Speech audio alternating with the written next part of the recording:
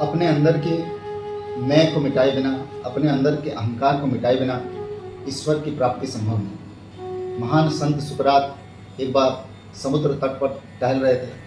उन्होंने देखा एक बच्चा रो रहा है। संत सुकरात बच्चे के पास गए और प्यार भरे शब्दों से बच्चे को पूछा कि बेटा क्यों रो रहे हो। बच्चे ने जवाब दिया कि मेरे हाथ में जो ये प्याला है, मैं इस प्याले में समुद्र को भरना चाहता हूँ, पर ये समुद्र इसमें समाता नहीं है। संत सुकरात बच्चे की बात सुन करके दुखी हो गए, द्रवित हो गए और रोने लगे। अब बच्चे ने कहा कि आप क्यों रो रहे हैं। संत सुकरात बोले कि हे बालक, तुम इस छोटे से प्याले में समुद्र को भरना चाहते हो और मैं अपनी छोटी सी बुद्धि में इस संसार भर की जानकारी को भरना चाहता हूँ, मैं ईश्वर को भरना चाहता हूँ। आज तुमने सिखा दिया मुझे कि समुद्र जैसे ये प्याले में नहीं समा सकता है, वैसे ही मैं ईश्वर को अपने इस छोटे से बुद्धि के बल पर उनको मैं अपने में नहीं समा सकता। और उस बच्चे ने फिर अपने प्याले को समुद्र में फेंक दिया।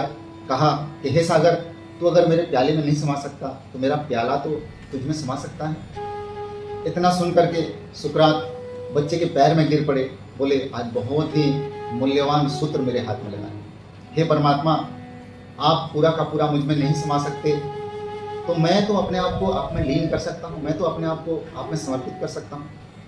ईश्वर की खोज में भटकते हुए संत सुकरात को ज्ञान देने के लिए भगवान ने, ईश्वर ने उस बच्चे के माध्यम बनाया। सुकरात का सारा अभिमान दूर हो गया।